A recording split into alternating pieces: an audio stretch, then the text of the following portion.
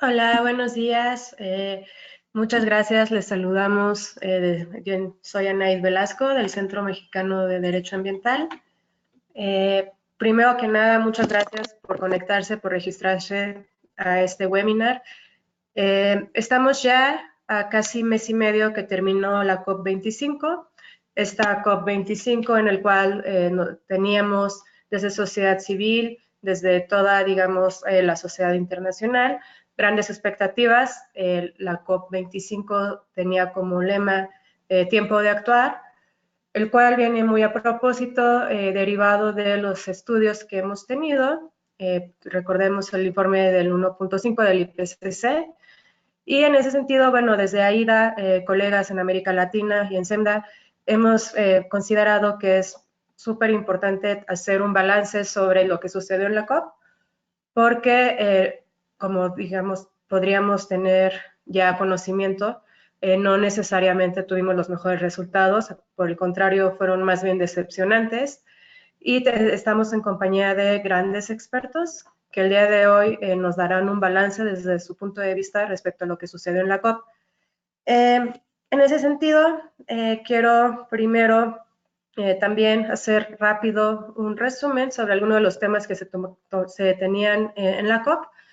Por ejemplo, se esperaba hablar sobre aumentar la ambición climática, se tenía expectativas sobre el plan de género, mecanismos de financiamiento, la implementación y aterrizar el mecanismo internacional de Varsovia sobre daños y pérdidas. Recordemos que también el tema de océanos fue, digamos, llamaron hace 2 años que esta sería la COP de los océanos, y entonces quisiéramos saber qué tanto se abordó en cada uno de estos temas, si fue de manera adecuada, y para ello nos acompañan 4 colegas de la región. Tenemos a Javier Dávalos, coordinador del Programa de Cambio Climático de la Asociación Interamericana para la Defensa del Ambiente, AIDA, Paloma Costa, activista brasileña, coordinadora del Grupo de Trabajo de Clima de Engajamundo y asesora en el Instituto Socioambiental, Maggie, que también nos acompaña de AIDA, y Carla Mas, oficial regional para América Latina de la Climate Action Network Internacional.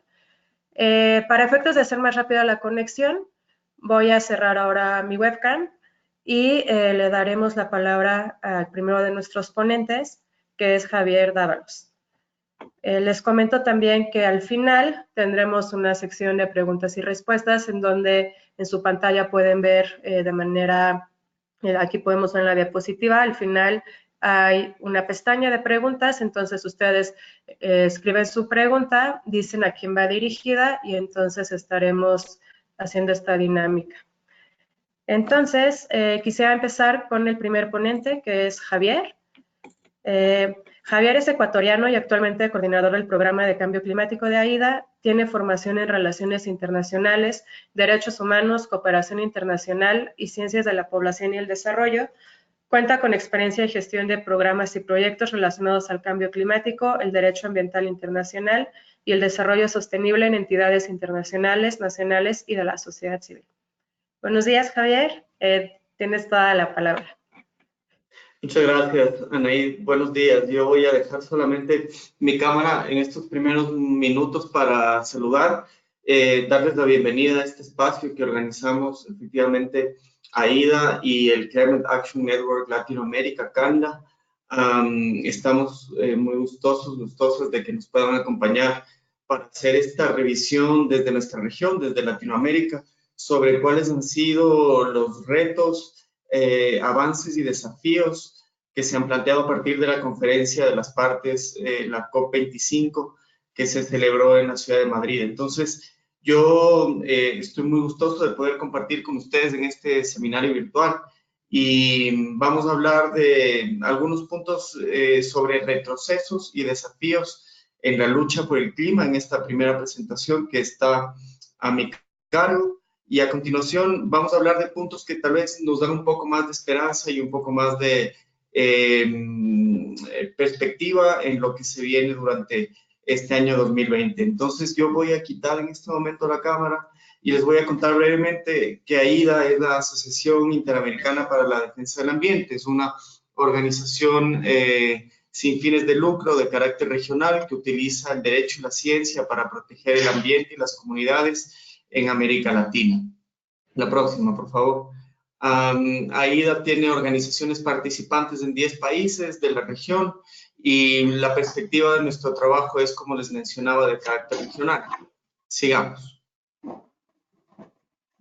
A la siguiente diapositiva.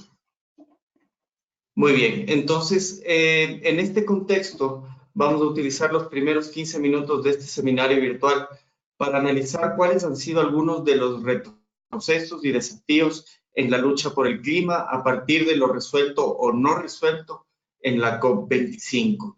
Los 4 temas que vamos a tocar son relacionados a la participación ciudadana en el marco de las negociaciones internacionales sobre el clima. Vamos a hablar posteriormente de qué pasó en relación a la regulación de los mercados de carbono que dispone el artículo 6 del Acuerdo de París. Vamos a hablar de un tema que mencionó Anaída en la introducción, que es el de la ambición climática. Y finalmente vamos a tratar el tema de pérdidas y daños. Todo esto en relación a lo que sucedió en la COP25. Avancemos, por favor. Vamos a dedicarle el primer minuto del desarrollo de esta parte a lo que fue el balance oficial que realizó el gobierno de Chile en relación a los resultados de este evento, de la COP25. La ministra del Ambiente chilena, Carolina Schmidt, cuando presentaba un balance ante la prensa y ante la comunidad internacional, decía que cuando Chile asumió la presidencia de la COP25, se habían impuesto 8 grandes desafíos, de los cuales 7 fueron conseguidos, luego de una larga negociación para concitar el apoyo unánime de todos los integrantes de la instancia. Esa fue su declaración. Y vamos ahora a ver en 30 segundos cuáles serían estos objetivos que se habría cumplido durante la COP25. La ministra dice que 197 países se han comprometido a presentar más y mejores NDC, que 121 países se comprometieron a la carbono neutralidad al 2050, que hubo un acuerdo global para que los océanos estén protegidos, que se consensuó el mecanismo de pérdidas y daños que sufren los países más vulnerables frente al cambio climático, que se estableció un plan de equidad de género entre hombres y mujeres, que se aumentó fuertemente los compromisos del sector privado y actores no estatales, que se logró hacer transversal la acción climática, dicen ellos, involucrando por primera vez en la historia autoridades de los principales sectores productivos. Y finalmente hacen solamente un mea culpa respecto a un objetivo que no se habría cumplido. Ellos dicen, no pudimos lograr el objetivo más relevante que teníamos, regular la compra y venta de los bonos de carbono. Con dolor reconocemos que los países no logramos un consenso global en este punto, que habría permitido traer recursos a los países más vulnerables para implementar proyectos que nos permitieran acelerar la disminución de emisiones. El punto de los mercados de carbono tal vez fue el que más publicidad tuvo y el más controversial en relación a la COP25, pero el tema de la ambición es tal vez uno de los puntos más importantes donde no se lograron no se lograron avances y podemos hablar de retrocesos. Vamos a la siguiente diapositiva para empezar a comentarles punto por punto cuál es la perspectiva que nosotros tenemos en relación a qué pasó en la COP25. Este es un escenario que está dominado por los gobiernos nacionales, es una reunión de las partes, no solamente de la Convención Marco del Acuerdo sobre Cambio Climático, sino también del Acuerdo de París y del Protocolo de Kioto. Es decir, se da una reunión en relación a 3 tratados internacionales donde quienes participan son los estados parte, los gobiernos. Por eso ustedes pueden ver en la fotografía a la izquierda de la pantalla a los y las jefes de Estado que participaron en la inauguración del evento. Además del secretario general de Naciones Unidas, autoridades de la ONU, la ministra de Ambiente de Chile, que es la presidenta de la COP25. Entonces, este escenario de los gobiernos nos da a pensar en un punto muy importante que es el de la participación ciudadana, como un escenario de negociación entre estados, entre representantes de gobiernos, está o no está abierto a la participación ciudadana. Y primero podemos decir que el traslado de la COP25 a Madrid, debido al incremento de las movilizaciones y el malestar social en Chile, fue sin duda un gran obstáculo. y una fuente de muchas dificultades para las organizaciones de la sociedad civil de la región que veníamos preparando nuestra participación en este evento. Sin embargo, en Santiago se mantuvo la cumbre paralela de la sociedad civil por la acción climática, al igual que en Madrid se pudo montar en muy poco tiempo una cumbre de acción climática desde la sociedad civil. La COP entonces es un escenario donde, si bien está dedicada solamente a los gobiernos, la sociedad civil intenta ejercer, ejercer instancias de participación. Existen unos side events donde se discuten temas, pero al mismo tiempo la incidencia en cuanto a las negociaciones es un tema que para la sociedad civil es cada vez más importante. La entrada en operación del Acuerdo de París, que entró en vigencia en el año 2016 y que se empieza a operativizar a partir del 2020, y los asuntos pendientes en la agenda de negociaciones son, por ejemplo, el tema relacionado a la actualización de la NDC, el financiamiento a largo plazo para la adaptación al cambio climático, esquemas adecuados para atender pérdidas y daños. Todos estos son asuntos que deben tener una amplia participación de la sociedad civil para que los estados tengan una ambición climática mayor y puedan impulsar de manera efectiva la tan urgente transición justa. Las COP entonces no deberían ser espacios de los gobiernos, sino que, como se evidenció con fuerza en la COP25, los movimientos como el de los jóvenes por el clima o de los pueblos indígenas también deben ejercer y buscan ejercer influencia en los espacios de negociación.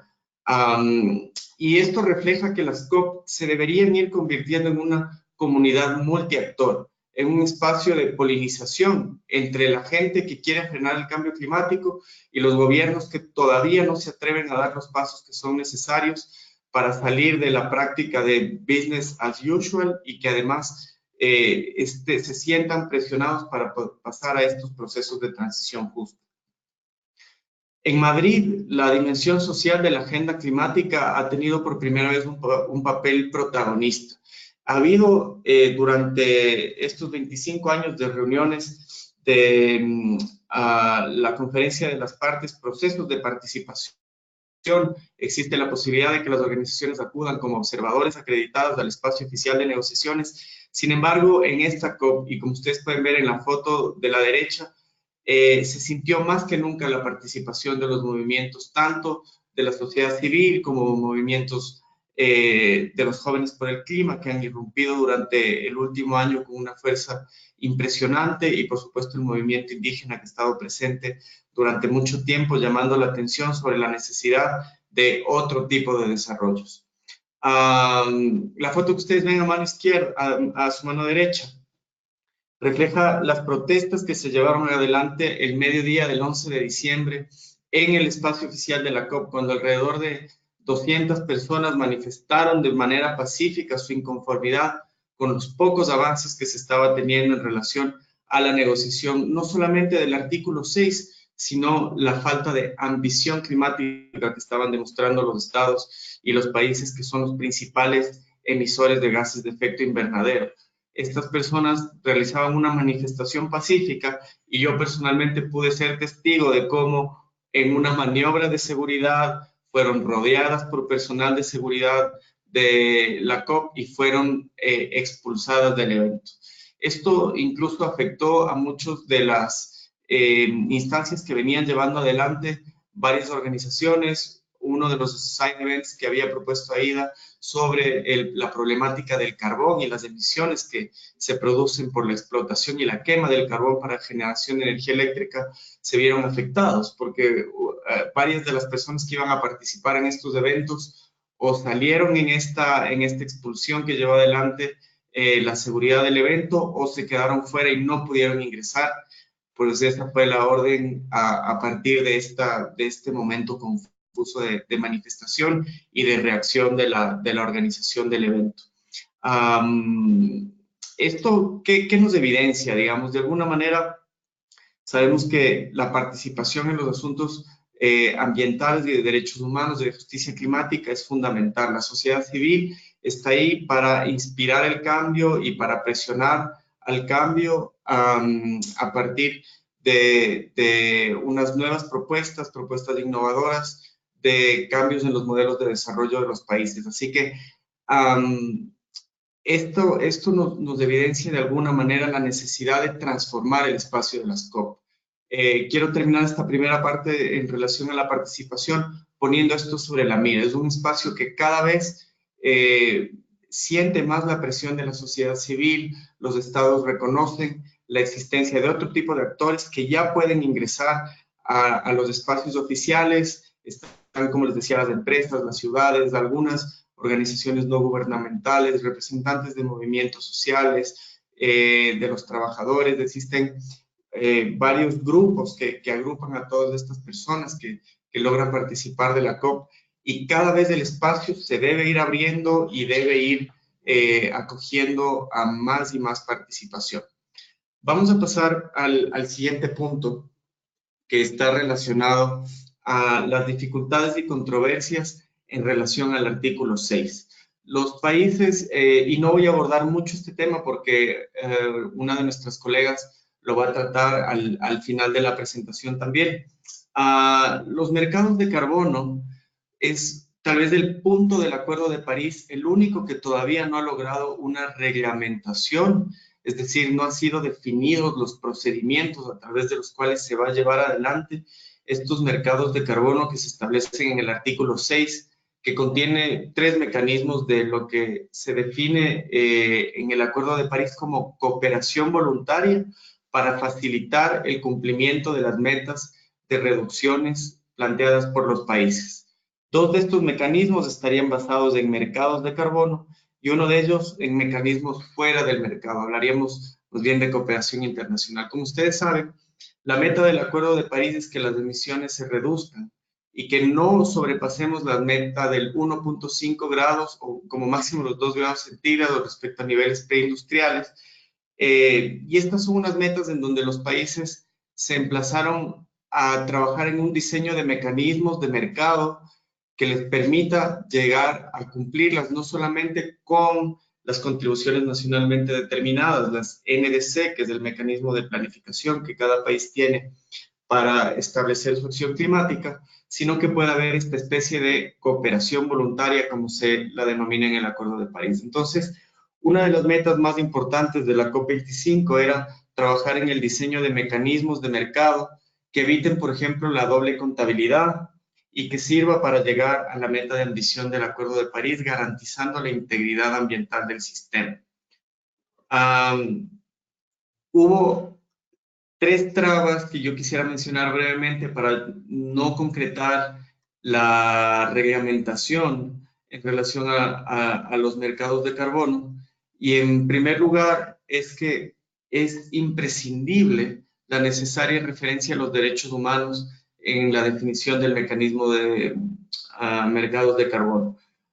Organismos de la sociedad civil, incluso algunos países, han dicho que este es un elemento constituyente para el desarrollo del artículo 6, porque como sabemos, en el Acuerdo de París están señalados los derechos humanos dentro de su preámbulo como un aspecto fundamental. Entonces, la consecución de las debidas salvaguardias socioambientales que garanticen el respeto, la protección y el cumplimiento de los derechos humanos en el marco de los mercados de carbono es fundamental, en especial para grupos menos privilegiados en situación de vulnerabilidad. Otros 2 puntos importantes es, como les decía, evitar la doble contabilidad de emisiones, es decir, que estas sean contabilizadas por los países que las generan, pero también por los países que las adquieren en este mercado. Y finalmente, el tema de la transferencia de los créditos de carbono generados bajo el protocolo de Kioto. Ante este panorama, en definitiva, fue mejor un no acuerdo que un mal acuerdo. Un mal acuerdo podía significar que en el futuro se justifiquen asuntos como reasentar a una población para construir una granja solar o una gran represa hidroeléctrica, que efectivamente ya ha sucedido a través de estos proyectos de mercados de carbono sin tener las debidas salvaguardias socioambientales. Vamos a pasar al siguiente punto, que es el de la ambición climática. Javier, Sí. disculpa, te quedan 2 minutos.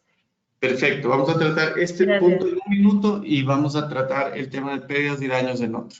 Ante la poca ambición climática manifestada en la COP25, la decisión Chile-Madrid, tiempo de actuar, nuevamente solo manifiesta la urgente necesidad de que los nuevos compromisos de los países salven la brecha existente respecto al objetivo de París. Nos preguntamos si es que hacía falta toda la movilización de recursos, todo un proceso de negociación que dura un año, 2 semanas de los representantes de los gobiernos ahí solamente para recalcar que hay una urgente necesidad de aumentar la acción. Los países deberían presentar sus compromisos climáticos antes de la próxima COP en Glasgow y se debería indicar cuál es su objetivo de reducción de emisiones.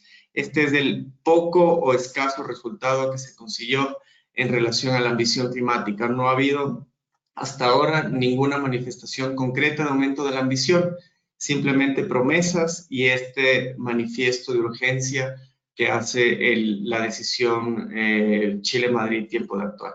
El último punto, vamos a avanzar a la última diapositiva, es en relación a pérdidas y daños. Los países en este sentido en la COP acordaron dar directrices al Fondo Verde del Clima para que amplíe su ámbito de financiación y que además de dirigirse a mitigación y adaptación, por primera vez se destinen recursos a las pérdidas y daños que sufren los países más vulnerables y afectados por los impactos de los fenómenos climáticos extremos.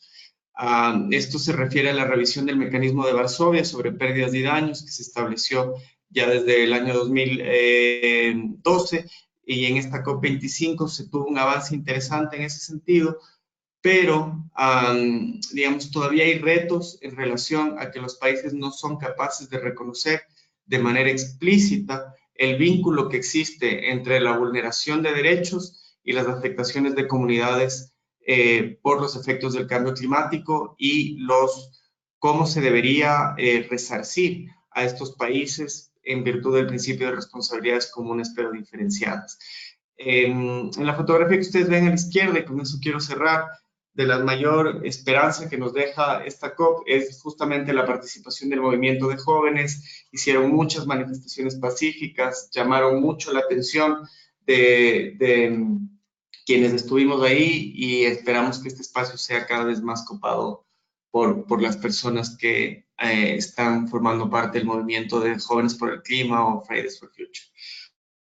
Con esto yo les agradezco y quedo abierto para cualquier pregunta que puedan tener más adelante. Muchísimas gracias. Muchas gracias, Javier. Gracias por tu capacidad de síntesis para este primer tema que nos da bastantes elementos para continuar con nuestra siguiente ponente. Solo recordarle al público que en cualquier momento pueden escribir sus preguntas, nada más haciendo clic en la pestaña que justamente dice preguntas y escoger a cuál de nuestros ponentes irá dirigida. A continuación, les presento entonces a Paloma Costa. Paloma es activista brasileña, coordinadora del Grupo de Trabajo de Clima de Engajamundo y asesora en el Instituto Socioambiental. Estudia el último semestre de Derecho en la Universidad de Brasilia. Coordinó la delegación de jóvenes para la COP24, la COP25, y junto a otros 30 jóvenes asesora a Naciones Unidas, UN Envoy on Youth, en asuntos relacionados a la juventud como parte del grupo Youth Voices, #Super30, y participó en la inauguración del Climate Action Summit junto a Antonio Guterres, secretario general de la ONU, y Greta Thunberg. Muchas gracias, Paloma. Te escuchamos. Hola a todos, buenos días. Bueno, primero me gustaría dar las gracias a AIDA y al Climate Action Network por la invitación. Y bueno, como me han presentado, yo soy coordinadora de un grupo de jóvenes que se llama Engajamundo en el tema de cambios climáticos acá en Brasil. Y nosotros somos como 150 jóvenes que hacen parte del grupo de trabajo de cambios climáticos y como 3.000 voluntarios en todo Brasil. Y bueno, les voy a contar primero, antes de hablar de los avances que hemos tenido, cómo ha sido como un poquito de la preparación para la COP. Tanto los movimientos brasileños como de América Latina estaban como tratando en conjunto lo que se iba a tratar en la COP25 y principalmente en el tema de la participación y acceso a la justicia ambiental para que nosotros que estamos muchas veces en la frente de la lucha del cambio climático como sufriendo los impactos de las crisis y estamos ahí como junto al movimiento global pidiendo como ambición. Hemos preparado muchísimo para recibir a todos en América Latina, pero con el cambio de la conferencia a Madrid, me gustaría dejar claro que el movimiento de los jóvenes principalmente, porque muchas veces somos voluntarios y dependemos como de aporte y de crowdfundings y de la ayuda de otras organizaciones para que podamos ir a esas conferencias, tuvimos como una gran pérdida entre nosotros. O sea, más de mitad de mis amigos no pudieron ir a la COP, no pudieron llevar el trabajo que veníamos llevando desde febrero para la COP25 en Chile. Entonces, eso es muy triste. Ese es el empiezo. Y por más que en la COP nosotros, por cuenta de toda la visibilidad que estamos y hemos ganado el último año, pues no está ahí las personas con sus caras, con sus problemas, con sus soluciones. Eso es muy difícil. Entonces eso dejó el trabajo para los jóvenes que pudieran estar ahí en la COP mucho más complicado y mucho más grande. Pero bueno, creo que hemos logrado bastante cosas. Bueno, el movimiento global de los jóvenes creo que no necesito decir mucho, pero ha ganado una gran visibilidad con la lucha que Greta está liderando y que ha levantado muchos jóvenes en varios países que no tenían visibilidad y que ahora empiezan a tener.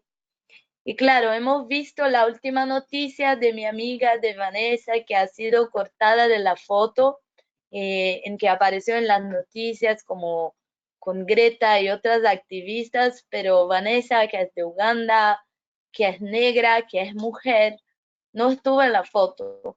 Entonces, eso también nos pone a pensar en lo que yo estaba hablando antes, como nosotros en América Latina, como jóvenes, somos personas que tenemos pocas voces.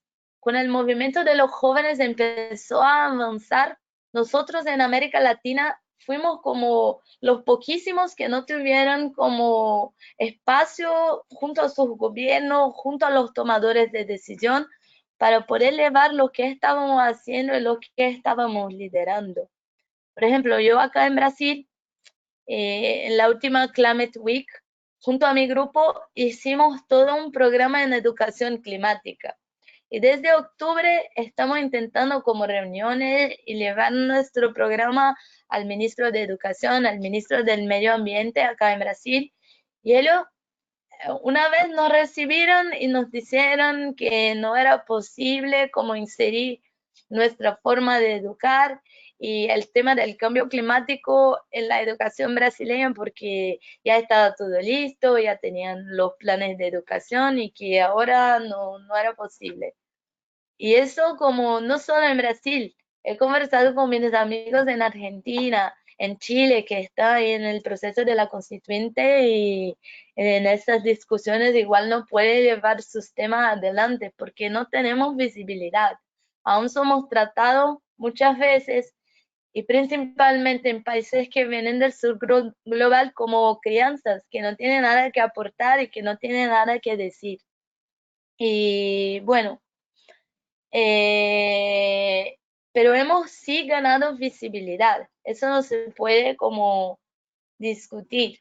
En toda, como creo que tanto en las conferencias preparatorias como en la COP mismo, tuvimos espacio reservado a nosotros en que tuvimos visibilidad, en que pudimos hablar. La sociedad civil estuvo muy atenta a eso y nos ha invitado en diversos espacios, y jóvenes de diferentes partes, y mujeres, indígenas, y eso. Pero cuando intentamos llegar a espacios donde se toman las decisiones en estas conferencias, igual como nos reciben, nos sacan la foto y bueno, todo lo que hablamos, ahí está, ¿sabes? Pues solo la foto y parecía que estaba hablando con nosotros. Entonces nosotros tuvimos que unirnos aún más. Estamos como conscientes que este año vamos a estar siguiendo nuestra lucha en todos los espacios y ocupando con nuestras voces, nuestros cuerpos, nuestras caras, todos esos espacios, pero aún tuvimos que ser muy inteligentes para saber cómo tratar y realmente pedir esa transición intergeneracional. Y bueno, nosotros como hemos planeado y por cuenta de todo ese avance que ha tenido en el último año, como varios encuentros ese año, porque sabemos que si nos falta información, tenemos que tenerlas con formación. Entonces, hemos organizado por lo menos 4 encuentros de ese año, el de la COI, que siempre hacemos antes la COP. Vamos a tener uno con el Parlamento Europeo, a ver, y llegar ahí con más de una vez con nuestras propuestas escritas, con nuestras ideas. Hicimos como un report, por ejemplo, a tener el avance de las soluciones en mitigación, y nosotros hicimos un report sobre eso. Entonces, aprovechar estos espacios para estar renovando lo que hemos escrito y estar usando esa visibilidad que tenemos ahora para poder estar mostrando lo que queremos nosotros. Porque en todos los espacios dicen que nos van a dejar el mundo y que está todo bien porque estamos conscientes, los jóvenes, pero aún nos preguntamos, ¿pero qué mundo nos van a dejar? Y si no hay mundo, ¿de qué ha valido todo nuestro esfuerzo de estar llevando todas las huelgas, todas las reuniones, todas las discusiones junto a nuestros trabajos, estudios y todo el otro que igual como es muy complicado, que está juntando todo? Y bueno, además de eso, hemos encontrado un espacio durante la COP para posicionarnos como un grupo tan diverso y tan grande, pero que ahora está muy unido, sobre la cuestión del artículo 6, que fue una de las grandes discusiones en COP. Entonces, igual estuvimos como en reuniones por 3 veces ahí y pudimos como hacer también un report sobre eso, que vamos a presentarlo en una oportunidad que estamos creando, y junto a estos otros espacios que ocupamos igual. Y hemos fortalecido nuestra alianza de consejos de los jóvenes por el clima, pero como decía yo, en países de América Latina y del sur global, aún estos consejos no tienen voz. Y bueno, pero hemos fortalecido al menos los de nuestros compañeros, que principalmente de Europa, para que estos consejos puedan hacer realmente un cambio efectivo en la tomada de decisiones por ahí. Y relativo a las florestas, que también fue un tema de la juventud que hemos llevado a cabo, y por todos los jóvenes, los que viven en países que tienen florestas y los que no, pues estamos volviendo a nuestras casas ahora, y hemos tenido muchos retrocesos en realidad. En la conferencia de clima, muchos países estaban hablando de monetizar y economizar y poner la floresta para que ella lleve a lucros, pero nosotros pensamos en una óptica distinta, de que tenemos que proteger la floresta y ahí eso sí es nuestro lucro, como una salud, un equilibrio climático y ya está. Pero sobre el tema, estamos haciendo nuestras formaciones online, a ver, y por influencia de los consejos que hemos hecho la alianza y en otros espacios, atentar que ese sea como una perspectiva a ser debatida y que podamos estar tomando decisiones sobre todo eso juntos. Y bueno, solo para terminar, en este empiezo de año hemos comenzado el año con visibilidad en el foro económico, pero sabemos que hay mucho aún que hacer y tenemos mucha prisa. Hemos entendido la dificultad de la tomada de decisiones y cómo estas decisiones tienen muchas burocracias que tenemos que estar siempre pendientes, pero vamos a llegar, y eso les prometo y les cuento, mucho más fuerte, mucho más unidos, y vamos a estar juntos y no paramos de trabajar porque queremos realmente un mundo para nosotros y para los que aún están por venir. Muchas gracias. Gracias a ti, Paloma, por tu compromiso, por darnos un panorama desde sociedad civil en particular, desde los movimientos juveniles, cómo es que han percibido estas negociaciones climáticas y no solo eso, sino abarcar distintos foros como los foros económicos, de forma que se pueda dar, como bien más mencionado, voces a quienes generalmente están invisibilizados y que generalmente también son los más afectados por los efectos del cambio climático. Entonces, muchas gracias. A continuación, toca presentar a Maggie Rodríguez. Maggie es abogada del Programa de Biodiversidad Marina y Protección Costera de AIDA. Tiene una licenciatura en Derecho con énfasis en Derecho Ambiental en la Universidad de Costa Rica, donde ha participado en asistencias de investigación en temas de Derecho Ambiental y Agronomía, además de desarrollar varias actividades extracurriculares relacionadas con biología marina. Desde AIDA contribuye a la conservación del medio marino y costero de América Latina, especialmente en temas de preservación de ecosistemas clave como arrecifes de coral. Y ella nos dará su perspectiva sobre los avances en la protección del océano en la COP25. Y una vez más, les recuerdo si tienen preguntas, siéntanse libre de irlas haciendo al ponente que decidan. Adelante, Maggie. Gracias, Anaí. Voy a compartirles mi cámara en lo que me permita mi conexión de internet. Bueno, muchísimas gracias por darme el espacio para poder contarles un poco sobre esta relación que existe entre los océanos, el cambio climático y cómo hemos avanzado durante el último año y qué nos espera. Bueno, pues como dijo Anaí, yo soy abogada, yo estoy basada en Costa Rica y trabajo en el programa marino de AIDA.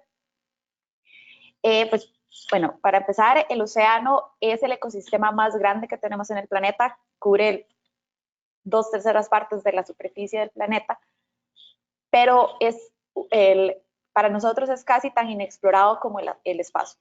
No tenemos un conocimiento total y una comprensión absoluta de qué sucede en el océano. Todos los años salen estudios distintos de qué estamos encontrando, siempre tenemos nuevos descubrimientos, las profundidades siguen siendo bastante desconocidas para muchísimos de nosotros y ofrece una grandísima oportunidad tanto a nivel de acción climática, que les voy a contar más adelante, y también cosas como por ejemplo medicina, los arrecifes de coral, que es donde tema que yo trabajo más, también presentan oportunidades, por ejemplo, de componentes de medicina, componentes cosméticos. Hay mucho que explorar todavía en el océano. Y pues esto mismo, gracias a su gran dimensión, su grandeza y lo poco explorado que está, la relación del cambio climático y los océanos no había estado aún todavía muy claro. Sí se sabe que, por ejemplo, el océano es el principal regulador del clima en la Tierra. Por ejemplo, siempre que que sabemos de que hay inviernos muy duros, por ejemplo, en el hemisferio norte del planeta, olas de calor, por ejemplo, como la que se está viviendo en Australia ahorita. Todo está muy relacionado a las corrientes marinas y la temperatura de las mismas. Entonces, el clima, nuestro clima viene del océano.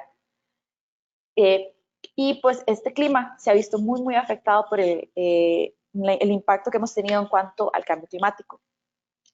Se sabe, por ejemplo, se sabía que la acidificación de los océanos era un gran problema, el calentamiento del agua también y la pérdida de oxígeno, que se conoce como un término más técnico, anoxia. Pues se estaba el conocimiento de esto, pero fue hasta el reporte especial del panel intergubernamental de expertos de cambio climático sobre el océano y la criosfera, que se publicó en septiembre del año pasado, si no me equivoco, donde se vio realmente el impacto que ha tenido el cambio climático en el océano. El océano está completamente enfermo y nosotros somos quienes lo enfermamos. El océano tiene una capacidad de captura muchísimo más grande que los bosques, captura de gases de efecto invernadero mucho más grande. Ha absorbido también como más o menos el 50% del calor excesivo que ha tenido la Tierra debido al cambio climático, y pues eso trae consecuencias gravísimas para el océano. Y pues bueno, ¿qué tenemos que a pesar de que es el ecosistema más grande del planeta, no había sido incluido en las negociaciones de la COP de cambio climático en 25 años? Sí se había creado grupos ambiciosos que estaban buscando que se incluyera, por ejemplo, durante la COP21 se creó el grupo Because the Ocean, que estaba tratando de posicionar el tema. Y pues bueno, ¿qué impacto hay un antes y después de este informe de la IPCC? Que nos trae clarísimo cómo estamos afectando el océano, como les estaba comentando. Por ejemplo, tenemos que en el mejor de los escenarios, que es el calentamiento de 1.5 grados, que es o sea, tenemos que ser súper ambiciosos para mantenernos en esa meta. Necesitamos aún así perderíamos de entre el 70 y el 90% de la cobertura total de arrecifes de coral. Es una virtual extinción de uno de los ecosistemas más productivos del planeta. Los arrecifes de coral se comparan con el rendimiento de los bosques lluviosos tropicales. Tienen básicamente el 25% de la biodiversidad marina depende de los arrecifes de coral. Muchos de los recursos pesqueros que los países donde los pueblos costeros requieren para su desarrollo económico vienen de los arrecifes de coral. Y no solo recursos pesqueros, también tenemos el turismo y también otros servicios ecosistémicos, como por ejemplo los corales son barreras naturales para detener el oleaje que cada vez es mayor debido a el aumento del nivel del mar y el aumento de tormentas tropicales como los huracanes. Pero no todo es malas noticias, aunque no parezca. No todo es malas noticias para el océano. El océano los ecosistemas marinos tienen una gran capacidad de crear vida. Pues todas las teorías evolutivas nos dicen que la vida que se creó en el océano tienen una gran capacidad de crear vida, tienen una gran capacidad de resiliencia, a pesar de que son ecosistemas muy, muy frágiles. Pero se ha demostrado que en lugares adecuadamente protegidos se ha visto una reposición bastante importante en cuanto a la biodiversidad y la capacidad de este ecosistema de sufrir perturbaciones. Además de que, por ejemplo, planes de manejo adecuados para los recursos pesqueros pueden ser un punto clave para la seguridad alimentaria, ya que estamos teniendo muchos problemas con rendimientos de cosechas en tierra. Podemos también buscar cómo diversificamos respecto a lo que encontramos en el mar. Y eso también se debe hacer mediante manejo pesquero de recursos sostenibles y áreas marinas protegidas que sean significativas y que vayan a tener un verdadero impacto en los ecosistemas marinos.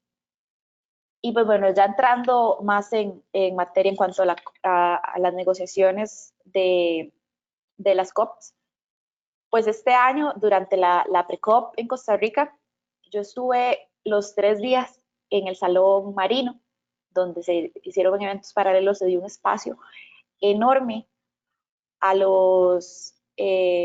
todos los eventos relacionados a ecosistemas marinos y cambio climático. También como con un gran mensaje de esperanza. Yo salí, o sea, yo venía hace casi unas 2, 3 semanas de que había salido el informe de la IPCC con cero esperanza, con cero ilusión, y pues, pero, pues estos eventos me hicieron recobrar la esperanza. Hay un grandísimo potencial en el océano. Entre eso les puedo contar que que principalmente tenemos un gran potencial con las áreas marinas protegidas, que nos van a ayudar bastante a recuperar el océano y su capacidad de resiliencia. Además, durante la COP antes de la pre-COP y la COP, se estuvo como tratando de mantener el tema de si se incluía océanos o no, por asuntos de agenda ya más de las negociaciones y de todos estos procesos que se tienen ya más de diplomacia, pues no se incluyó como un tema per se a discutir, porque la agenda estaba ya bastante complicada por lo que había explicado Javier, de todo lo del artículo 6 y muchas otras cosas del Acuerdo de París, que todavía no había un gran consenso. Entonces se fue tratando de hablar como con grupos de varios países. Entre esos hubo mucho liderazgo de parte de Costa Rica, Fiji, otras islas del Pacífico, Francia también, en un grupo que se llamaba Amigos del Océano, de los Océanos y el Clima, para ir empezando a posicionar el tema. Y también como hablando sobre compromisos de NDCs y demás. Por ejemplo, bueno, finalmente se logró, gracias a todo este liderazgo, no todo lo de esta COP25 fue malo, ni hay que desilusionarse, pues finalmente logramos incluir el tema de océanos dentro de la resolución final. Si bien no es como un tema, no es una resolución que da específicamente respecto a ambición, por ejemplo, no determina ambición ni nada similar, sino que se habla de que a los países se les invita a que presenten como submissions y sus opiniones y insumos para el comité científico de la convención que se reúne en junio de este año, para que ellos analicen el tema de océanos y hagan recomendaciones a la COP, que ya se negociaría, digamos, el tema de océanos y cambio climático se negociaría ya de fondo a fondo en la COP26, gracias a este precedente que tenemos, que finalmente vamos a incluir al ecosistema más grande del planeta. Y esperemos que los avances sean bastante buenos. Ahora viene muchísimo trabajo durante este año. Este año no solo se da la oportunidad de la COP de cambio climático, sino que también tenemos grandes oportunidades de negociación, como por ejemplo, este año también se renegocian las metas de biodiversidad de la Convención de Diversidad Biológica, la CBD, que en general varias organizaciones, entre las cuales incluye AIDA, están tratando de impulsar una meta de protección del 30% del océano para 2030. Como les había comentado, las áreas marinas protegidas son absolutamente claves para la acción climática, que nos estaban tomando mucho en cuenta, pero ya finalmente estamos impulsando el tema.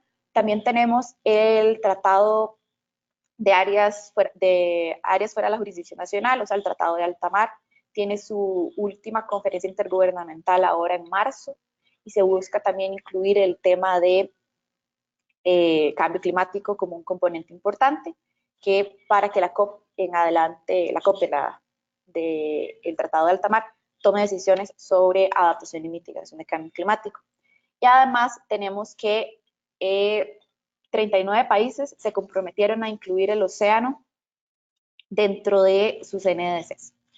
En cuanto a adaptación y mitigación, es nada más importante para ya cerrar que podemos concluir de todo esto, es que no debemos dejar que el océano se vuelva un mercado de carbón, porque ya lo hemos dañado lo suficiente. No tiene que ser un pase libre para que sigamos contaminando en tierra, porque lo están absorbiendo, está destruyendo los corales, está destruyendo nuestros recursos pesqueros y el sustento de muchísimas, muchísimas familias y pueblos que son sumamente vulnerables económicamente. Nos debemos enfocar en que el océano es una herramienta de adaptación, una herramienta que nos puede ayudar a ya sobrellevar el daño que le hemos causado al planeta y que nos dé esperanza para las generaciones futuras. Pero el mensaje que queremos llevar, tanto a AIDA como a algunos de los gobiernos aliados con los que hemos trabajado, entre ellos Costa Rica, por ejemplo, es que no sea un free pass, que el océano dejemos de enfermarlo más y tratemos de recobrar su vivacia y que siga siendo un lugar que tenga muchísimo, muchísimo más por qué explorar y que se vuelva nuestro gran aliado para la adaptación al cambio climático. Muchas gracias. Gracias, Maggie, por darnos esta perspectiva tan integral, recordarnos la importante función que tiene el océano, no solo en temas, digamos, con los servicios que nos provee a los seres humanos, sino también en términos del ecosistema y su relación con el clima. Es muy positivo, como bien mencionas, que la resolución final por lo menos haga esta vinculación de cambio climático con el elemento o este gran ecosistema océano. Y sin duda, también creo que es una buena noticia que se esté, digamos, viendo esto que es tan evidente para nosotros de cómo el océano se interrelaciona con todos nosotros y toda la naturaleza, que los instrumentos internacionales estén también empezando a mirar esta interrelación con el CBD y en la conferencia de cambio climático. Por último, nos escucharemos a Carla Mas, que nos dará la perspectiva dentro y fuera de las negociaciones climáticas. Carla es chilena, de profesión agrónoma y con estudios de maestría en planificación y desarrollo rural. Ha desarrollado varios cursos de capacitación en Chile y en el extranjero sobre cambio climático, políticas públicas y desarrollo sostenible.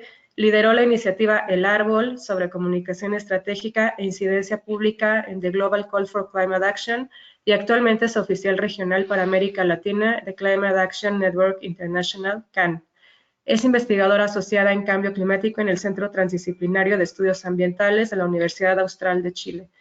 Muchas gracias, Carla. Te escuchamos. Muchas gracias, Anaid, por la gentil presentación y muchas gracias también a todos los amigos y compañeros que nos escuchan. De verdad es muy estimulante ver que hay más de 180 personas siguiendo este webinar. Realmente nosotros los panelistas y las organizaciones detrás creemos que el cambio climático es uno de los desafíos más importantes de este siglo y ver a esta cantidad de personas reunidas solamente estimula las ganas de seguir trabajando y articulando con todos ustedes para hacer frente a los desafíos que se nos vienen y bueno, y que están sobre nosotros también. Unas palabras cortas sobre CAN. Bueno, yo trabajo en CAN, como bien lo dijo Anaid, como oficial para América Latina. CAN es una red que podríamos ser una red de redes articulada a través de nodos. Somos más de 1.200 organizaciones distribuidas en los diferentes hemisferios, países, que nos articulamos y trabajamos coordinadamente para hacer frente a los desafíos del cambio climático. Inicialmente con un fuerte foco en seguir los procesos de negociación, en seguir las COPs en particular como un hito dentro del proceso de negociación, y actualmente también un desafío muy importante de manera interna, y lo aprovecho de comentar porque tiene que ver con la última parte de mi presentación, y a la cual también los invito desde ya a pensar, a tratar de que en conjunto podamos resolver dónde están los facilitadores para la acción por el clima. Como CAN estamos en esa conversación interna también entre las redes, reconocemos que el proceso de la COP es importante, pero también sabemos ya que no está atendiendo los desafíos que se requieren, que necesitamos articular con otros espacios, otros mecanismos, otras estrategias, porque el aumento de la temperatura global y el impacto que ello tiene en las comunidades, en los ecosistemas, en los sistemas de vida, necesita ser atendido de manera urgente. Voy a dejar mi presentación y voy a apagar la cámara. Entonces, como venía diciendo, efectivamente llevamos 25 años negociando dentro de la convención y creemos que ha habido una serie de avances en el diseño de instrumentos, mecanismos globales, pero claramente es necesario que se articulen nuevas estrategias más articuladas, más inclusivas, nuevos actores, empezar a conversar también dónde podemos hacer esta incidencia climática. Es importante también tener en consideración cuando conversamos sobre COPs que el mecanismo de toma de decisión dentro del marco de la UNFCCC o de la Convención Marco de Naciones Unidas es vía consenso. ¿Y qué quiere decir eso? Que son todos los países los que tienen que estar de acuerdo frente a un elemento de negociación. Si hubiese una disidencia, eso no avanza. No es mayoría simple, no son otros sistemas de comunicación, de negociación. Entonces, teniendo gobiernos como Australia, Estados Unidos, Brasil, que son abiertamente hostiles frente a la acción climática, son conversaciones que entran de plano de manera muy compleja y que requieren de negociaciones que no necesariamente van a llevar a los resultados más ambiciosos y a diseñar los mecanismos que permitan efectivamente una estabilidad climática. Y por último, también creo que es relevante tener en consideración que llevar adelante la COP con protocolos del siglo pasado para atender los desafíos del presente ya demuestra que no es posible, que no se pueden atender las legítimas expectativas con los protocolos de la diplomacia del siglo XX y no se pueden atender tampoco la urgencia de actuar y las necesidades del siglo XXI con los protocolos de diplomacia del siglo XX. Necesitamos, y creo que ahí Paloma también hizo mención a eso, necesitamos encontrar nuevos mecanismos incluso dentro de la COP. El sentido de urgencia que viven muchas comunidades y lo que podemos ver en relación al deterioro de los ecosistemas no tiene correlato con la toma de decisión política, que muchas veces se ve marcada por los intereses cortoplacistas, intereses propios a nivel de los países y por discusiones que tienen que ver con campos de respuestas que mantienen el status quo e inhiben la movilización multilateral. Entonces, es necesario ponerse a pensar sobre dónde están estos otros espacios, cómo podemos hacer para fortalecer la agenda climática. La siguiente diapositiva, por favor. Entonces, yo quisiera, si puse esta diapositiva porque me parece relevante tener en mente, entonces, ¿cuál es la meta? O sea, ¿por qué estamos trabajando en conjunto? ¿Por qué esto es tan relevante? Y tenemos una meta que, a nuestro juicio, o a mi juicio, es una triada, que está compuesta por la necesidad de limitar el aumento de la temperatura global al 1.5 respecto de la era preindustrial al 2100. ¿Y qué quiere decir eso? O sea, ¿qué quiere decir limitar la temperatura global al 1.5 al 2100? Tenemos unos hitos que los establece el IPCC en su informe del 1.5, que estipula que para el 2030 a nivel global debe haber una reducción de emisiones de un 45% respecto de los niveles del 2010 y que para el 2050 ya debemos de haber alcanzado la carbono neutralidad a nivel global. Eso quiere decir que todo lo que se emite tienen que generarse mecanismos de captación de todas las emisiones ya a 2050. Para desde 2050 a 2100 que haya una reducción de los gases de efecto invernadero en la atmósfera, una captación para asegurar que la temperatura no aumente más del 1.5 grados Celsius a fines de siglo. Lo que es relevante mencionar acá o tener en cuenta es que la temperatura terrestre ya aumentó 1 grado Celsius y los efectos de este nuevo escenario climático global es posible apreciar en todas partes del mundo y las consecuencias que vemos son dramáticas. Y no solamente las consecuencias, sino que el nivel de respuesta que los países y que la comunidad internacional tiene que tener en términos de recursos y capacidad de gestión es mucho más de lo que actualmente podemos dar o podemos con lo que contamos. Entonces ahí hay un gran desafío. Y también hay que tomar en cuenta que los impactos y los puntos de inflexión y procesos de retroalimentación a medida que aumente la temperatura serán mucho mayores, entonces los efectos, impactos y consecuencias, por tanto, también serán mucho mayores. El otro elemento respecto de cuál es nuestra meta es establecer una trayectoria de aumento de emisiones en línea con el presupuesto de carbono del 1.5. Y acá la palabra clave es trayectoria. porque no es lo mismo ir gastando poco a poco el presupuesto que gastarlo todo de una vez y luego quedar sin capacidad de gestión. Y el ejemplo que se usa normalmente es pensar en el presupuesto familiar. Claramente se administra el presupuesto y, bueno, como decimos acá en Chile, para llegar a fin de mes. ¿Eso qué quiere decir? Que no gastamos todos los recursos y nos quedamos sin comer para la última semana porque anteriormente solamente comimos puros manjares. Entonces, tampoco queremos pedir créditos. Entonces, el tema fundamental acá es la trayectoria. Y por último, ¿cuál es la meta? Es que asegurar que esta trayectoria y que este objetivo se hagan desde una manera de una transición justa, que lo que quiere decir es que haya integridad ambiental, justicia climática y haya resguardo resguardo de los derechos humanos y de la naturaleza. Lo mismo aquí, no es lo mismo cualquier transición que emprendamos y hay ejemplos claros y evidentes. Sabemos, por ejemplo, que necesitamos cambiar la fuente de energía, tenemos que salir de los combustibles fósiles y abrazar a las energías renovables, pero aquí la gobernanza es clave. No podemos correr el riesgo de que el remedio sea igual o peor que la enfermedad. Necesitamos cambiar de fuente, pero también necesitamos pensar sobre el modelo.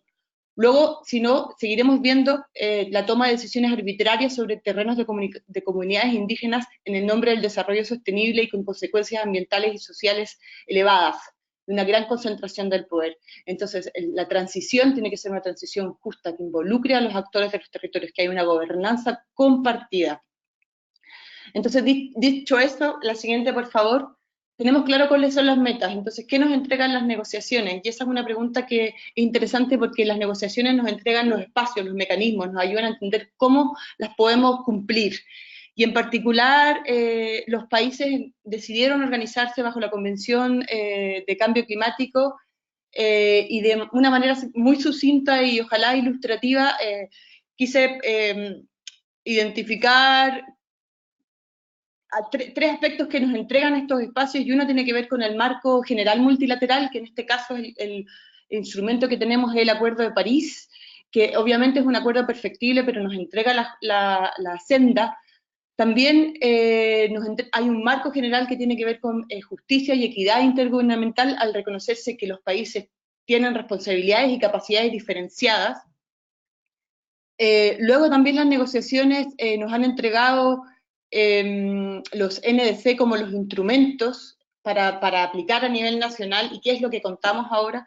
Y bueno, NDCs o contribuciones nacionalmente determinadas, como lo indica su nombre, debiesen ser nacionalmente determinadas. ¿Y eso qué quiere decir? Que la sociedad civil debe exigir a los países ser parte de este proceso y ser actores claves en la implementación, en el monitoreo y en el seguimiento de estos NDC.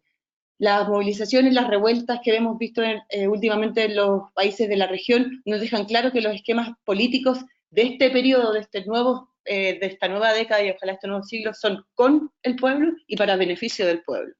También lo que tenemos a nivel de instrumento de acción y que son parte de lo que nos dejan las negociaciones son estas estrategias de largo plazo, que son LTS, que son estrategias del 2050, que de alguna manera son las estrategias de instrumento de visión de los países, que es algo que nosotros en América Latina hacemos muy poco y que es básicamente responderse dónde, cómo y qué queremos estar haciendo en 30 años más. Entonces, este es un instrumento tan importante como las NDC que nos entregan la Convención. Y por último, también la Convención nos entrega esquemas de acceso a financiamiento y de monitoreo y verificación, y que son, bueno, como ya lo dije, un tema de acceso a financiamiento de cooperación, y imaginarán que es un tema altamente contencioso entre los países, porque la necesidad y la disponibilidad de recursos no hacen match en general, y porque hay países en condiciones de realizar aportes sustanciales, pero no tienen compromisos. Siguiente, por favor. Las principales discusiones sobre la COP25, y voy a pasar bastante rápido, porque, bueno, Javier ya lo comentó y quizás lo podemos abordar un poco mejor en las preguntas. Una vez que tenemos claro cuál es la meta, tenemos claros cuáles son los mecanismos y los esquemas de acción multilateral, nos preguntamos, bueno, ¿qué pasó entonces en la COP25? Y yo imagino que, bueno, muchas personas ya leyeron, ya sacaron sus propias conclusiones, etcétera. Y creo que lo interesante acá, para no entrar en detalle, por temas de tiempo, es que yo he tenido la suerte personalmente de estar en reuniones con el equipo de negociación de Chile y he participado también en reuniones de evaluación de ONGs que siguen el proceso, y como es de esperarse, las lecturas son diversas y difieren en muchos elementos. Pero creo que aquí el punto interesante es que no hay que olvidar que el cambio climático es disputado entre los distintos actores y que los actores traen distintas agendas y distintas respuestas técnicas sobre la mesa. Entonces, es muy esperable que existan distintas lecturas, pero lo que sí es muy claro, y es un elemento que creo que deberíamos fortalecer en nuestras narrativas y en nuestro trabajo el 2020, es que la respuesta que están dando estos procesos multilaterales no responde a los desafíos que estamos viendo. Entonces, bueno, como dije, no voy a entrar en detalle, pero tiene que ver con la discusión de la implementación del Acuerdo de París. El único artículo que hoy todavía no se afina y que, por lo que yo he podido leer, escuchar, tampoco existe claridad de que se haya necesariamente finiquitado en su totalidad en Glasgow o en la COP26, es el mecanismo de mercado. Y bueno, durante todo este año lo que vamos a ver son esfuerzos de llamados intergubernamentales en distintas agendas sobre la necesidad de aumentar la ambición. La siguiente, por favor. Lo voy a dejar, vamos a compartir las presentaciones, así que vamos a dejar eso ahí, y puedes pasar a la siguiente. La siguiente, perdón. Eso es sobre ambición, y quiero pasar a una línea de tiempo que hay ahí, que creo que es interesante compartir un poco más. Esta es la línea de tiempo que hacía alusión recién, que tiene que ver con instancias intergubernamentales de la diplomacia climática a nivel global. Hay distintas instancias que van a tratar el cambio climático de manera crucial en su agenda, de manera transversal, en donde es importante ir monitoreando e ir definiendo dónde nos vamos a activar, qué es lo que vamos a hacer, cómo podemos trabajar de manera coordinada. La siguiente. Aquí otra agenda de eventos regionales, y aquí en el esfuerzo de identificar también a nivel global dónde están los eventos de carácter regional que pueden ser interesantes para América Latina, está la Semana Climática del Clima en América Latina, que se va a realizar en República Dominicana este año, y claramente habrán más que hay que empezar a identificar y hay que ver cómo trabajamos ahí. La siguiente, por favor. Y esta es mi última diapositiva, y tiene que ver con la última parte de mi presentación, que es, entonces, ¿dónde están los facilitadores para el clima? Si ya, por lo que vimos, los espacios de negociación gubernamental son relevantes, pero no son suficientes. Y acá yo identifiqué 5 posibles facilitadores, y también a algunos otros que no quise poner ahí para poder quizás tener una conversación con ustedes sobre ellos. Y quizás paso a mencionarlos muy rápido. Tenemos claramente facilitadores por el clima entre las alianzas de los actores no estatales a nivel de ciudades y a nivel de universidades y otros agentes que no son gobiernos, que están comprometidos y están haciendo compromisos y transiciones a nivel de sus gestiones. Hay muchas redes, ya no solamente que abordan cambio climático, sino que están interesados en trabajar la interrelación de los fenómenos ambientales y sociales. También interesante como facilitador el establecimiento de nuevas narrativas. Lo que hizo o está haciendo Greta es sumamente interesante al ver cómo instala el concepto de crisis y el concepto de emergencia, ya no solo entre los activistas, sino que son los propios gobiernos los que comienzan a utilizar estas narrativas. Obviamente hay que ver cómo hacemos para que las narrativas de transición no sean finalmente cooptadas, sino que realmente promuevan los cambios y las transformaciones que necesitamos. Y por último, el punto más, creo que transformador, es cómo hacemos para poder abrir ventanas de lo que es posible Y lo comento porque siendo chilena y viendo lo que está pasando en Chile, la conversación que tenemos a nivel país era impensado, era prácticamente imposible de darse. Y lo que vemos ahora es que de un tema sensible a un tema radical, ahora es posible y se está dando. Y probablemente en Chile vamos a tener una nueva constitución, y eso es algo que hace un año atrás ni siquiera lo veíamos posible. Entonces, yo creo que salir del marco de lo que es posible es también una muy buena estrategia para poder diseñar el fortalecimiento de la acción climática global. La siguiente, y creo que ahí me quedo. Muchas gracias. Gracias, Carla. A continuación haremos una ronda con las preguntas que nos mandaron y haré una ronda primero de una pregunta por ponente para que me las puedan responder en máximo 1 minuto, por favor. Empezamos con Javier. Javier, ¿cuál sería la mayor exigencia que deberíamos plantearles a los gobiernos en Latinoamérica y el Caribe en el contexto que nos has planteado? Bien, gracias, Anaí. Voy a intentar ser muy breve. Esta es una pregunta en relación a nuestra región y en particular a los gobiernos de nuestros países. Como sabemos, el cambio climático es un problema global y tal vez Latinoamérica no tiene la mayor responsabilidad en cuanto a las emisiones, pero sí en cuanto a la protección de los ecosistemas, en particular la Amazonía, los Andes, los ecosistemas costeros del Caribe y en general, digamos, la riqueza natural de nuestro continente es algo que nosotros debemos exigir a nuestros gobiernos, aumentar la ambición para proteger estos ecosistemas, las comunidades que habitan en ellos, parar los proyectos que afectan directamente a la biodiversidad, que redundan en deforestación, son cosas que nosotros podemos hacer. Y también exigir la planificación participativa de la transición justa, el aumento de la ambición en las NDCs, las contribuciones nacionales determinadas de nuestros países, se tiene que realizar también de forma participativa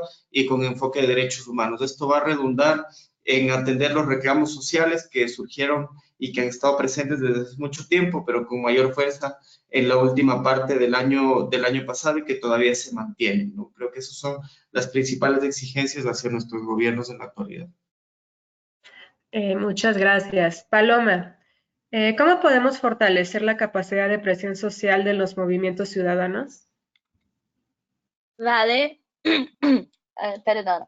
Yo creo que tenemos que trabajar con la visibilidad, principalmente de aquellos actores que están en los frontes de las tomadas de decisión de la crisis, perdona, que están siendo impactados directamente, con la unión de los diferentes sectores de la sociedad civil y que están participando de esta toma de decisiones. Y relativo como a la presión con los gobiernos, yo creo que tenemos que empezar un año con negociaciones compartidas, que todos los actores que son parte puedan estar trabajando juntos y llegando a soluciones juntos, y que estas soluciones que sean llegadas juntos sean deliberativas, o sea, tengan carácter casi que legal, que sean seguidas de verdad. Y nosotros, por ejemplo, yo he vivido recién una experiencia con los líderes indígenas en Brasil, que 500 lideranzas escribieron una carta conjunta con todas sus diversidades y todo. Y eso para mí fue democracia, de verdad. Entonces creo que si queremos entrar en un momento en que vamos a decidir juntos y hacer una presión real, tenemos que garantizar la participación, porque nosotros los jóvenes no queremos tener solo voz en los espacios, pero queremos que todos entendamos que somos parte de la solución, así como somos parte de la responsabilidad. Gracias. Muchas gracias, Paloma. Para Maggie tenemos otra pregunta. ¿Qué función tienen los arrecifes de coral? Muchas gracias.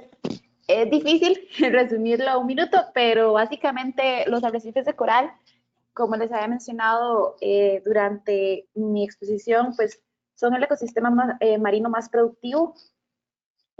Tienen básicamente el 25% de la biodiversidad marina. En algún momento de de su etapa, de su ciclo de vida, es parte de los arrecifes de coral.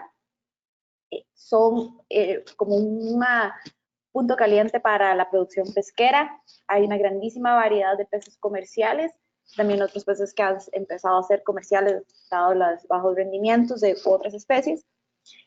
También tienen un gran valor económico en cuanto a servicios como el turismo, especialmente el ecoturismo, el buceo, o por ejemplo los cruceros del Caribe van muy centrados y sus puntos calientes son arrecifes de coral, donde la gente pueda ver toda la gran variedad, son sumamente atractivos visualmente. Y pues en cuanto a específicamente adaptación de cambio climático, un arrecife sano es un arrecife que es capaz de mitigar el impacto del oleaje. Ellos funcionan como una barrera natural, básicamente es un rompeolas, un muro, ¿verdad? Contra el oleaje, detienen la fuerza de las olas y por supuesto si el arrecife no está sano, no está en óptimas condiciones, no va a poder cumplir con esta función y además los daños que sufre no es capaz de reponerse tan fácilmente y puede, o sea, un arrecife de coral es una estructura que lleva años de estar formándose. Entonces estos impactos suelen ser mucho mayores cuando no está en óptimas condiciones, está cerca de blanqueado o está ante un episodio de mortalidad. Por eso son tan importantes para la adaptación al cambio climático. Gracias. Gracias a ti, Maggie. Para Carla tenemos también preguntas. ¿Cuál es el balance frente a la voluntad de los gobiernos de las Américas en el contexto de la COP25?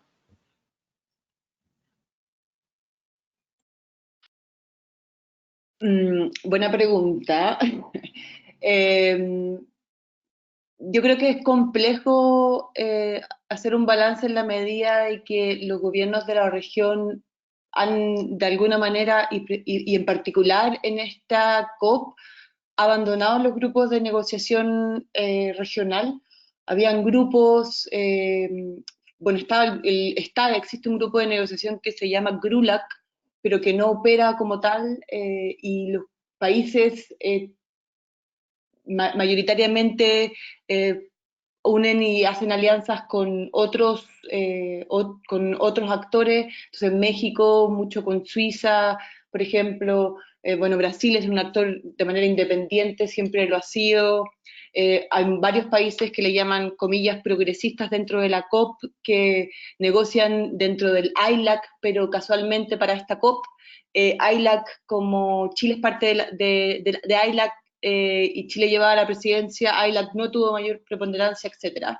Entonces, no es tan sencilla la pregunta, pero dicho esto, creo que hay países que vale la pena mencionar como países promotores de algunas agendas. Por ejemplo, uno de los resultados, y si me atrevo a decir el más promisorio y relevante de la COP25 es el Plan de Acción de Género de 5 años, donde México jugó un papel primordial. Pueden imaginarse lo complejo que puede ser un plan de acción de género para diversos países árabes donde aún no hay dentro de sus legislaciones igualdad de género. Entonces, ese ejercicio que llevó México adelante y que aseguró además que existiera el reconocimiento de los pueblos indígenas y integridad en el documento final es algo que hay que relevar. También Costa Rica jugó un papel importante en la decisión final del mecanismo de mercado y cooperación internacional, el famoso artículo 6, sacaron una declaración junto con muchos países, se llama Principios de San José, que se empezó a trabajar en San José en la pre-COP, donde básicamente establecen cuáles son los lineamientos y los criterios para un buen mecanismo de mercado, porque la pregunta del mecanismo de mercado de alguna manera sigue abierta. ¿Son los mercados la vía para aumentar la ambición o son los mercados la vía para mantener ciertos status quo y para hacer net cero? Entonces, esta pregunta está abierta y Costa Rica lideró un proceso con muchos países diciendo, nosotros queremos más ambición, no queremos que haya una doble contabilidad cero, una mitigación absoluta, etc. Les invito a leer ese documento. Sí, por ahí. Gracias. Espero dar Gracias a respuesta. ti. Gracias a ti, Carla. Para Javier, ¿vale la pena seguir participando en las COP o repensamos otro espacio alternativo? Bien, esta es una muy buena pregunta. Decía al empezar la anterior respuesta que el cambio climático es un problema global y esto nos pone en la necesidad de que la solución también sea de carácter global. Si es que al menos los grandes emisores no toman acción, no vamos a conseguir llegar a las metas del Acuerdo de París. Entonces, la existencia de un espacio multilateral donde los países se tengan que poner de acuerdo y llegar a consensos para tomar medidas en relación al cambio climático, por ahora es el único mecanismo que conocemos para resolver un problema precisamente de carácter global. Entonces, yo creo que la sociedad civil no debe abandonar el espacio.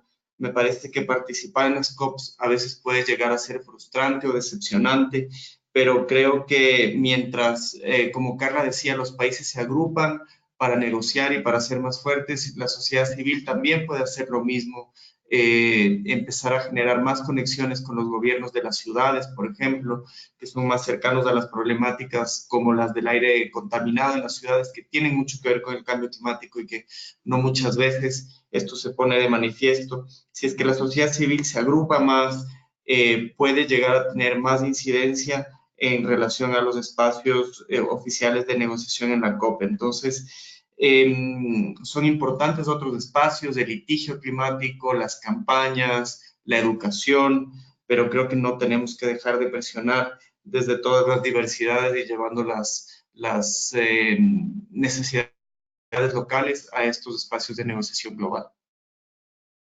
Muchas gracias, Javier. Para Paloma, dada la importancia de los jóvenes en la lucha climática, ¿cómo podría crearse una vinculación más directa entre jóvenes y políticos en temas medioambientales? Vale, como decía yo, yo creo que tenemos que hacer como, y eso es algo que venimos discutiendo hace un tiempo, que las negociaciones sean tomadas de forma compartida y de forma deliberativa. Nosotros hemos pensado en este año y hemos hecho esta propuesta a la secretaria de la Juventud, a Yayatma, de hacernos por este año varios think tanks en que podamos estar conversando con varios tomadores de decisiones juntos y estamos pensando juntos, pero aún nos queda esa distancia entre pensar juntos a presentar propuestas y pues que ellas sean efectivas. Y sí, creo que por ahí, que podemos estar participando y que tengamos esta oportunidad de que nuestras ideas realmente sean financiadas y llevadas a cabo. Gracias, Paloma. Para Maggie, una segunda pregunta.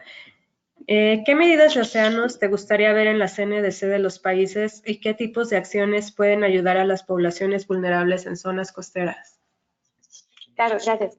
Creo que una de las medidas principales y más importantes que deberían tomarse en cuanto a ecosistemas marinos es la restauración y conservación de manglares, porque ellos también juegan un rol súper importante en cuanto a, igualmente son rompeolas, además ayudan a regular la subida del nivel del mar y un manglar sano también puede, bueno, es este criadero de muchas especies de peces, especialmente peces comerciales, y además puede darse como un lugar para cultivo sostenible de moluscos, ostras, en Costa Rica también se cultivan los que se llaman pianguas, camarón y demás.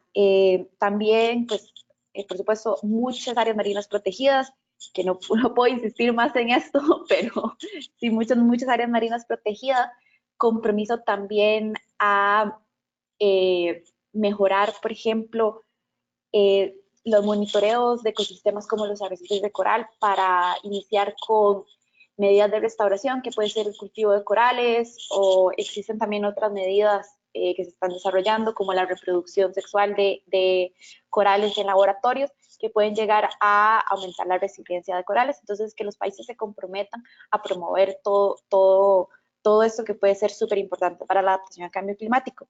Además, creo que cuanto a pueblos costeros, Creo que es una situación general que se da en Latinoamérica, que los pueblos costeros son sumamente vulnerables económica y socialmente, y además son quienes están viéndose más afectados por los efectos del cambio climático.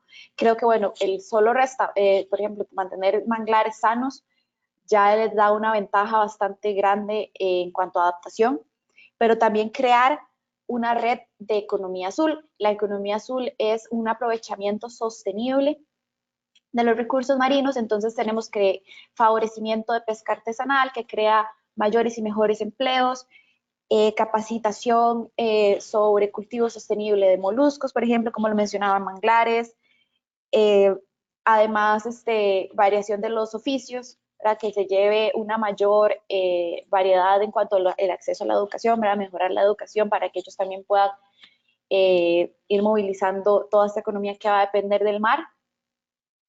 Y también una adaptación infraestructural que respete el ecosistema. Hace poco vi uno muy interesante de cómo la gente en Holanda se ha adaptado a vivir por debajo del nivel del mar y que es cada vez más difícil con el nivel del mar, que es básicamente dejar fluir y adaptar sus casas al mar y no adaptar el mar a sus casas.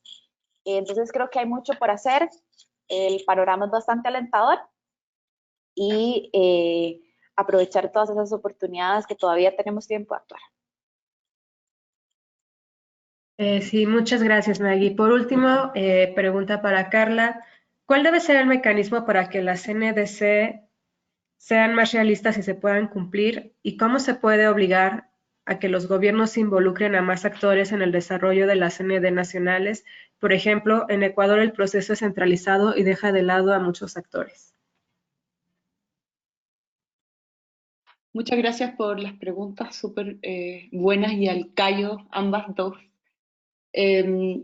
Voy a tratar de dar una sola respuesta considerando esos criterios que ponían realistas, que se pueda cumplir y el tema de la participación.